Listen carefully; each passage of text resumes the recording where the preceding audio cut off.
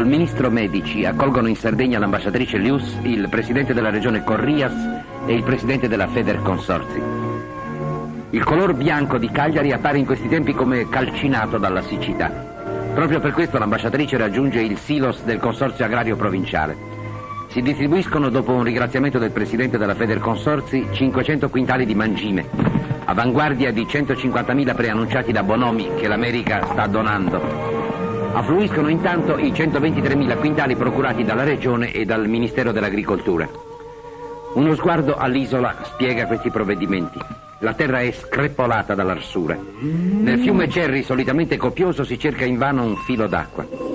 E i bovini nell'isola sono 250.000 e 2 milioni e mezzo gli ovini, un quarto del patrimonio nazionale.